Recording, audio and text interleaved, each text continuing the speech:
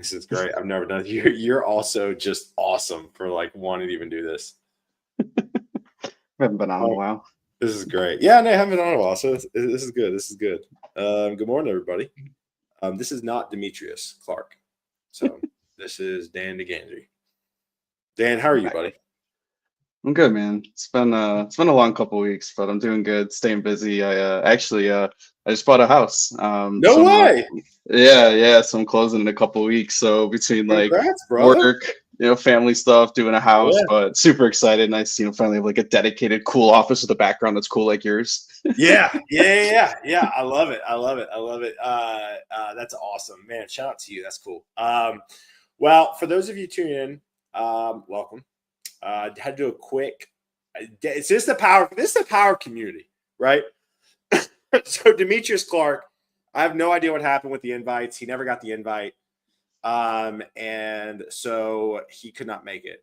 So this is why I absolutely love Dan and just power community. So Dan's in our Discord, and basically, I literally just messaged Dan, and I was like, "Yo, you should just come live with me." He was like, "Yeah, bro, let's just do it." So here we are. We're gonna hang out. This is totally unscripted. So Dan, well, first off, before we dive in, y'all say hey. We'd love to hear from you. I'm actually gonna go into the chat now and say that we're live. All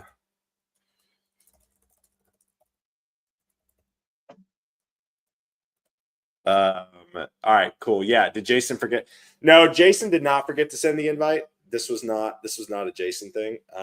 This is a savvy cow dropping the ball here, but that's okay. But for those of you tuning in, good morning, welcome. This is going to be a great live. If you have not checked out my live yesterday, so I did like a 4 p.m. yesterday with D Murthy. D has a massive podcast. He's out of LA. Had a great conversation around networking, just the importance of being in the room. D knows a ton of famous people in LA, and he was a little adjacent to what we do. He's not engineering, but it was a great conversation. So I would highly recommend checking out that episode yesterday at 4 p.m. Today, I have no idea what we're going to talk about, but it's going to be great. So before we dive in, obviously a few announcements. I want to give a shout out to AppRight, right? I am probably the only non-technical hero on probably like any tech platform. So shout out AppRight. They're great. Also, join our Discord, join our community. Dan's a part of it. Dan hopped in. Dan's actively involved. It's great. I think it's a fun little group. So love to have you. We do a lot of live streams, do a lot of networking. So love to have you there. Also, if you want to know when I go live with these guests, shoot me a text live. This is actually my number. It's like my second number, I guess you could say. But this actually goes to me. I just text out the group every day when I go live, so you don't miss it. But again, say hey, connect with people, network with people. That's why I do this thing, just as a way to kind of facilitate some conversation. I kind of view this as like a tiny meetup, right? Come out, comment, drop your comments in the chat, engage with people. It's great. But Ricardo, it's good to see you. Emmett, Chris, Angelo, it's great to see you. Dan again. Yes, Dan again. Devon, it's good to see you. Man, 2 days in a row of this guy. Were you just live somewhere else with somebody? I did a resume roast for a Torque LinkedIn. Yes, you didn't see it? All the airtime. Yeah. I didn't realize that. That's how much stuff is going on in the Discord. I have no idea what's going on half the time, which may not be the best thing to say as somebody who heads up the community. Jalen, it's good to see you. Sebastian, it seems like deja vu. I love it. Let's see here. Good morning from Blacksburg. What's up, Brian? Brian's a director of engineering, former guest of the show. Highly recommend connecting with Brian. He's a wealth of knowledge. Let's see here. Yeah, Dan is in the floating space again. Yeah, Dan's like in the abyss. Dan. So, if you get, I don't know if you all are Mac. So at the top, there's a little green icon with the camera. So at work, I set it to the black background in the black and white version. So people know me for 3 things at work: my pug, my Pikachu avatar, and my black and white video. I love it. That's fantastic. What great things to be known as. All right, the text alerts are great. I appreciate that, Roxy. All right, so Dan, let's give the people what they want real quick, man. Who are you? What do you do? And then obviously we'll figure out what we're going to talk about together. Sure. So my name's Dan Digangi. I am a engineering manager. I work at Active Campaign. Right now, I've been managing for the past year the Postmark products, transactional email and email delivery. Super cool business, super successful, really fun. I've been, God, man, when was the last time we talked? I've been in the industry like 20 some years, way less gray hair when I first started. Yeah. But my started as a designer way back in the day, but my past 20 years has been heavy engineering, super into JavaScript, React, even though I don't manage front end teams much anymore. Yeah. But super passionate about mentoring, coaching, leadership. But you obviously know to job hunting, helping people Yeah. be Yeah. successful, and Yeah. those things are something I just have always enjoyed. It's a lot of broken and growth opportunities in the hiring and job hunt industry. Yeah, no, absolutely. And I think one thing I appreciate about your friendship is and just who you are, Jason, this guy again. Can we address the? We already did, Jason. You're late. You're late. We already addressed it. We already addressed it. I think one thing I appreciate about you is I feel like you're just very authentic, right? And you just tell it how it is, which I appreciate. And so again, appreciate you. And literally, for those of you who are just now tuned in, like Jason, Dan, I literally just called Dan up. I texted him 2 minutes before he's supposed to go live, and Dan's like, "Yeah, sure, why not?" So again, power of the Torque community, power of community. It's great. So Dan, obviously, so I'm kind of interested. Is there any hot topics that maybe are on your brain right now that you want to talk about, just in regards to what you're seeing in the market? Maybe obviously you're hiring right now. Anything where people are missing the mark? Is there any topics that you've kind of been, man, I wish people didn't do this, or man, I wish people did more of this, that you kind of think about? Now's the time to get it out. I was actually kind of curious since we did this last minute. I was also kind of curious to ask you the same question, Okay, which great. is Yeah, yeah. like what your take has been on the market. Because I forgot someone asked you recently, and I'm trying to remember, was it Angie or someone? And so I just opened a role, and we do have some at Active Campaign, and it's I don't know, it feels like it's a weird time right now. Like Yeah. I see things like nothing is ever going to go back to the hot peak period No, that we had, of no. course, but I've seen Just it get like, that out of your brain. Like, just get that out. yeah, I guess what's like weird is I'm having like this crisis of like, so we know the market's like super saturated, highly competitive, and like when layoffs happen, it only makes it harder for everyone. But like you see more jobs starting to slowly open up, so it's like, what's the disconnect of why those bridges aren't lining up? And it makes you wonder: is it just like, is it because it's a employer's market and we're just being more picky because we have to be very I would strategic say about that. who we hire? Yeah. So like, I'm still kind of like, I'm not exactly. It's almost like it's just like weird purgatory transition It phase, and I is. don't know where it's gonna go, but I kind of see the signs. Yeah. Yeah. I think well, at least what I've been seeing, and I spoke with somebody about this on the pod recently too. It's a lot of start and stop. I don't know if you've had issues with this, just with hiring. Like it's like we need a role, then it's like, well, we don't need a role, but then we do need the role, but we need the role yesterday, but then we don't need the role. Like I feel like, I mean, it's even happened to my team. Like we were going to hire a position for the Torque community. I got the go ahead, and then like I sent over to finance, and finance was like, haha, psych. Right. I So it's mean, it happens. yeah, I feel like it's a lot of that. I also think too, I still think we underestimate the amount of talent that got flooded into the market when the layoffs happened in 2022, 2023. I feel like we still don't like it was so much. Like it was Yeah. an ungodly amount of tech talent that got flooded into the market. I think we are continually seeing a lot of people. I know a lot of people. I know two people in my network specifically that were both developers that are no longer developers anymore You know, because of the market. and what's interesting is, so I've had more of that come up too. So one of my best friends, Sam Cicero, he was at DocuSign for about 6, 7 years, and he actually left recently. And I was, giving him some tips because he hasn't been in the market in a long time. And he Yeah, even actually sent me oh man, I forgot how terrible Leak Code is, and I was like, yeah, yeah, yeah, I know. But what's interesting is, so Sam's been managing just a little bit less than me. I think he's like 5 years. I'm like 7 or 8 in, and I could not see myself ever going back to coding or being an IC. But what I thought is interesting is, as good as a manager as Sam is, he's very much so looking at IC roles. And I'm like, really? Like, why'd you get there? And he's like, I don't know if leadership's for me. And I kind of miss being out there and putting the hands on the code and being focused and not all the, the BS that managers deal with. So it's interesting to see that people are leaving the industry or like dramatically taking a 180 on what they're doing, or even like, lateral moves have become more commonplace, which I think is interesting because, there's value in lateral moves, but it also can put, time in between your next step because you're kind of starting in it, not a zero, but, you're not moving upwards. So I I think personally, it's a great topic. I think it's a great topic. Let's park it on this topic. yeah, Andy heads up all of the direct hire perm business at Ronstadt in the U.S. So Andy, appreciate you chiming in, buddy. Purgatory phase is, by the way, if you do a video call with me and Andy, we look like brothers. Like literally, it's the craziest thing. Purgatory phase is the right description. Business needs plus business steering aren't aligned 100%. Obviously, Andy, if you're watching this, please rebook me to come on the pod. Would love to have you to talk about this. This would be great. Jordan, I'm so triggered right now. Yeah, Jordan also is a fellow Ronstadt coworker as well. She also just dropped a podcast, so check that out today.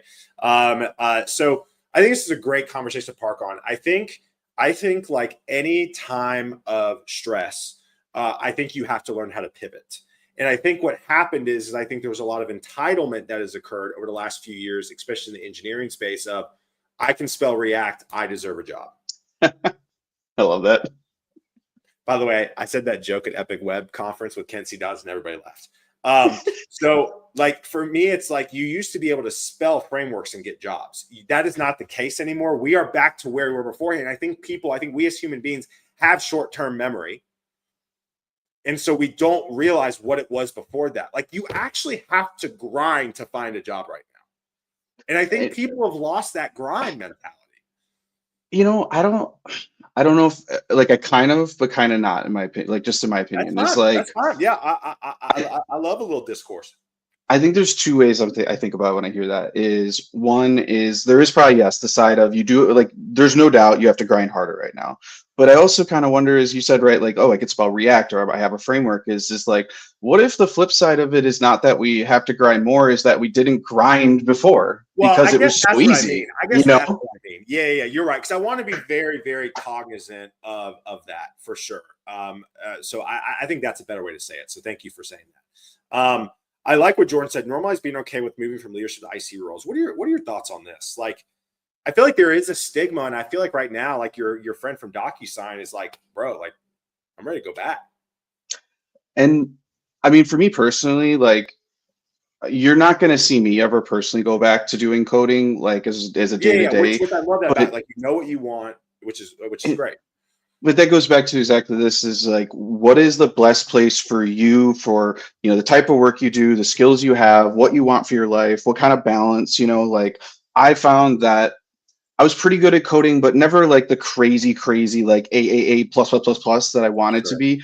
But when I got into like leadership and like, or leadership opportunities, pre-management, like it worked really well for like the type of person I am, my skill set, like rallying people and stuff. And that's where I'm planning to stick. Do I miss coding though? I won't lie. Yes, there is times, but I do find it hard to go. You get rusty after a long time, but there is absolutely nothing wrong with going sideways or up or down, and down's not even the right word, right? It's not down to go to IC. It's lateral in a sense, right? Like there's a reason why when you get to senior, that's usually where the manager conversation comes up, right? So it's not I'm moving up or down. It's I'm deciding which side I want to go to, and then I'm going to go forward. So there's nothing wrong with going to a different role. And, you do have to be careful with one thing, which is if you do maybe you go back to IC, it is to a degree can be a reset at some level. And, you just got to understand the time component, but there's nothing wrong with switching. And I try to do it as I stick with what I'm good at, which I love leadership. I do try to find opportunities for IC things when I can come up, but I do tend to keep myself out of the critical path for obvious reasons. So I think there's two stigmas that are not gone away, but lessened. I think breaks in employment and layoffs, I think those stigmas have come down. I mean, when I started recruiting 10 years ago, if you had any break, we wouldn't look at you. Like I remember recruiting, and if it was over 3 months, I wouldn't look at you. That's the thing that's always weird to me. You obviously know I've done an extensive amount of hiring over the years, and 100%.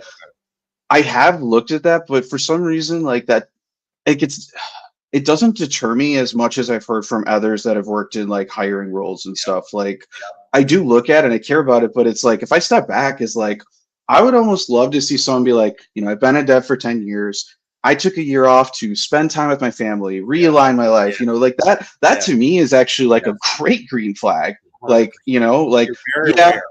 yeah, maybe break some rust off, but like there's nothing wrong. I will say I'll give something would go with that. So my Sure. girlfriend is actually really random is by the way, so with the application for the mortgage, one of the Yeah. things I had to do was a letter for a or a gap explanation for when I got laid off. So I had to actually write like I was laid off from company That's downsizing. So they actually like hard required it, which I thought was kind of funny. That's too funny. Um, Mortgage companies, if you're listening, relax.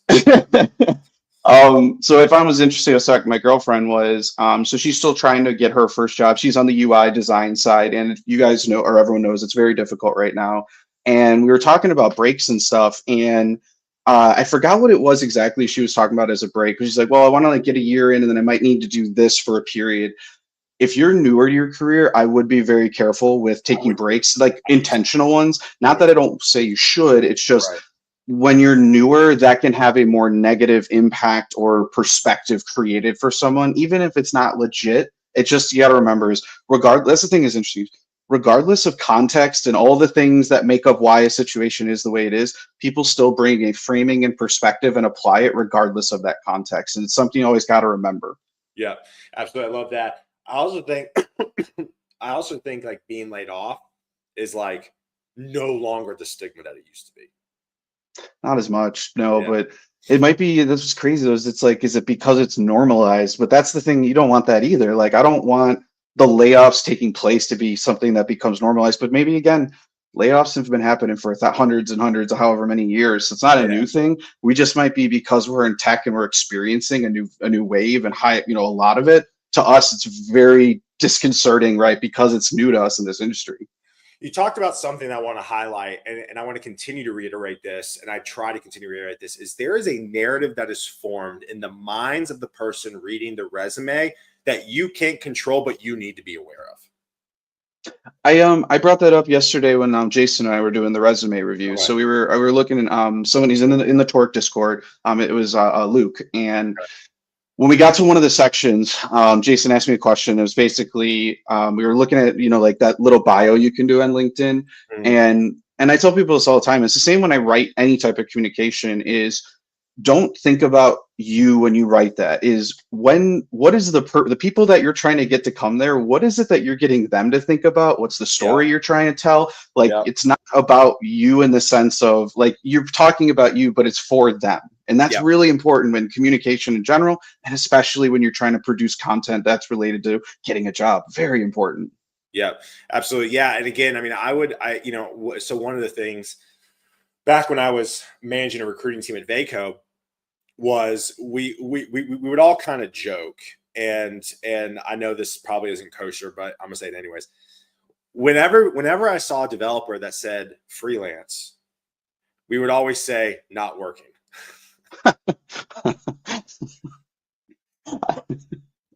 I We're do. freelancers. Freelancers, I'm here for you. Taylor's all over you. I'm here for you. I got you. Yeah, I know. But the reason why I wanted to say that joke is because it's the narrative that we consistently saw. We consistently saw from people who freelance did not have the requirements in their resume to justify what they were actually doing. They did not write their projects the same way as they wrote their real jobs. I That's will tell you, interesting. yeah. They would highly summarize it. They would be very vague. Like, I want to encourage you all, even if you are actively freelancing, like that's what you do, you need to write each project, each client like it's an actual job. Yeah, I mean that they literally are jobs. That's super weird to me to hear that they would be Yeah, no, treated it was a differently. consistent thing. It was like we would always be like, all right, you're freelancing. What were you doing? And then they would like say all their, it's like, why wasn't that on your resume? I think Hmm, there's a disconnect. I will tell you interesting. this too. I talked with another guy. He was a 2-year developer. I'll never forget this. I've literally told the story so many times. He's a 2-year developer. He's a React guy. It was a few years back, and I looked at his resume. I was like, man, like your resume is fantastic. It was written so well. And I was like, so how much? So I was like, so what are you looking for compensation? What were you getting paid? And he goes, I wasn't getting paid. And I was like, what are you talking about? And he was like, I've literally taken on a project 10 hours a week for the last 2 years to help my resume. And when I read his resume, it looked, the way he wrote it was a 40-hour week, full-time job. And Not so I getting think, paid. yeah, he wasn't getting paid. Oof. So like he was working like obviously like some other like just non-tech industry jobs at the time too. But I would just encourage you all, even if you're junior, you need to write your resume or your LinkedIn the same way you would write your resume and LinkedIn as a full-time job. Any thoughts on that, Dan? I mean, I feel like it's kind of straightforward. I mean, it's kind of like a no-brainer to me. You would think. You know, like regardless of pay, if you're doing work, it is actual work experience, like write it in that format. Like some of the things, like I know there's always context and like flavor and however you want to do it, but some of these are like kind of a little more binary. To me, that's very binary. Like there's not a lot of debate to be had, but of course I'm always open to debate if someone disagrees. Yeah. Jason goes, honestly, didn't we see that yesterday with Noah's resume where there Yeah. wasn't a ton of detail in his freelance section, but I bet he could have talked about it for an hour. See, this is what I'm Yeah. talking about. This is what I'm talking about. And I mean, like, so I think, yeah, it was in Noah's, yeah, freelance, and it wasn't bad or anything. It was just, it didn't actually say anything about the actual pieces of work that were done, let alone like actually describing what the important parts of it were. And so everyone knows, like, I also started in freelance way back in the day. And that was actually one of the reasons when I was newer to the industry, I was able to get people to talk to me and take me a bit more seriously. So not every standard path of work is the only path to show experience and ability. So like freelance is a potentially great way for people to build experience and show that. Yeah. So, you know, don't discount it for yourselves, y'all, if you've done it or you're considering freelance. And you might make some extra scratch, you know, like there's nothing wrong with making a little extra money. 100%. Yeah, I'm a big fan of freelance. I just need you to write your resume properly. I think that's the big thing. I just thought of something. I don't know if this is a good thing to use AI for to write your resume. I think Jason just triggered this in my mind. We're so much more comfortable talking about what we do and not writing what we do. Is there a tool where you could just talk about what you do and then tell ChatGPT to turn it into a resume based off what you said? Is that possible? I'm sure that exists, but I was going to say we all have that tool. It's literally the thing that the skin carcass that we're sitting inside of. So I do something with the way that I write mine. So I told Jason this yesterday when we were doing the stream was, so I have my working copy of my resume and I have my production copy. My working copy is all of the possible content, different variations, like all the pieces, and I iterate in there and get all these, you know, again, different variations, and then I move that in my production copy, which is that final version. So like sometimes I'm pulling new content in or writing it in a different way. The reason I say this to what you said though is I am there's something to be said of like, I don't, this is going to sound really lame and I don't do this often, but I have done it, is there's times where I will take something I write and print it and read it to myself out loud or sometimes in my head. But when you put those mediums and channels, like say out loud what you're reading, or literally go to so let's say you're in Word or Doc, Google Doc, whatever. Yeah. Go put it onto a Drive doc or into LinkedIn as like a temporary, like reading things in different places and saying them out loud. That helps you see the value and quality of the content, and if it actually flows or is right, like that is a super helpful tool. Yeah, I do that with reading my email newsletter I sent out. I actually I have this editing process I do, but like the final version is me actually reading my email out loud, because when you read stuff out loud, you catch a lot of issues. You catch a lot of issues. Yeah, Jason goes, wait, you have a printer? Yeah. I couldn't get it to work, but I do, for the record, I do leverage AI stuff for a variety of things across my job and life now. So like if anyone's ever like that's cheating or whatever, like it has been the best productivity boost of anything that I've had in the past few years. Just a sidebar question, because we're technically almost at time already. Which what are some AI tools you're using that you're a really big fan of right now that helps just with anything? So me personally, I have Claude. I bought like the subscription and I ended up buying a year of it. And I mean, if I show you the history, it's everything and then some. You can see stuff from me trying to buy my house. There's code stuff. There's I sometimes literally just ask it like what it thinks about something just to see. Or I'll give you like a non-work example. Yeah. My dad has a lot of chronic pain issues, and he came in and found this article in ARP about this thing called nerve decompression. So I went and I had it summarize this article for him. But then when it brought out and said certain things, I just started kind of poking at those pieces of things that it said, and it started taking me down more paths. It got my brain thinking. It brought more information. So like I really highly suggest, if y'all have not tried these tools, don't use it to short circuit your work or cheat. Use it as a productivity and a learning tool. It is so worth it. So worth it. Yeah. One of the things that I've actually started, I don't use it a ton, But one of the things I've started to do is when I interview guests on topics that I don't really know, so prime example with D yesterday. He's a little outside my space, so I wanted to get read up on kind of his background a little bit more. So I was just like, I went into Grok and I was like, hey, I'm interviewing D Murthy. Can you give me 10 questions to ask him based off his background? And I mean, it helped me tremendously. I can give you something specific for those that are like seeking jobs and doing research. Is literally go in and talk to one of the bots, like, and ask it about the company you're working in, the space they're working in, like who are their competitors, what are some XYZ about it, but this, or like that stuff. That's a great research tool if you're trying to learn about companies. And again, you can apply this in so many lenses, but like these, take advantage of the tools that are coming out. Like I thought it was gimmicky at first, but now that I use it, like it is a core part of my workflow across my life easily. I love it. Yeah. Sebastian, I'm using AI right now to better understand data validation. Ooh, Yeah. I don't know what I that do means. that one. That sounds great. Write formulas and Google spreadsheets because I'm terrible at formulas. Yeah. I don't know any of that stuff. No, I think that's great. I think it's great. One thing is so funny because I always post about trying new stuff. I'm back to Superlist, by the way, for to-do list. I think Superlist is a great combination of Apple Notes and Apple Reminders in one app.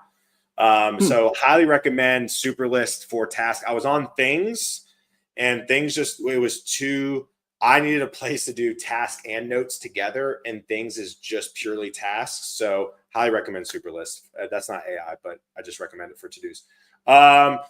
Cool. All right, man. Let me kind of give you kind of the rapid fire, and then we'll end it here. So first off, thank you for coming on. I appreciate it, buddy. You're the best, for real. This was a great. You're one of the guys that's just, it's like you and Jason. We just hop on and just get after it. First question is, and you've been on, but haven't been on in a bit, so this question still is true. If I told you tomorrow that when you wake up you couldn't do anything in tech, what hobby would you pursue for a living? I mean, it's always, I think, same answer I gave you last time. So snowboarding. I'm obsessed with snowboarding. I love it. I would love to take a year off and just be a mountain bum. Yeah, I love that so much. Second question is, what's like one person in the community that you think's doing cool stuff? Just anybody you're watching, or any content you've read lately, or any podcasts you've listened to, just anybody in the tech engineering community you want to give a shout out to? Oh man, I don't know if I know his actual last name. Henry Helvetica. Do you know him? Great. I stumbled across his blog a few months ago, and I was in like some of the contributors, the articles in there, like performance stuff too. I really liked it. Like it was really good. He's good. Yeah, I liked it. It was cool. There's one other one, and I'm totally whiffing on their name, so I'll stick with Henry for now. But I'm re-engaging now that my work's kind of stabilizing and in a good path. So that's why I've been enjoying. I mean, that's why I'm in Torque. Like I like being in the Torque community. It's nice to help there, and obviously I always love you and Jason. Connecting with you guys has been great. Yeah, I love that. All right, last question, because I got a one-on-one here in 1 minute. What would be one piece of career advice you would tell young Dan?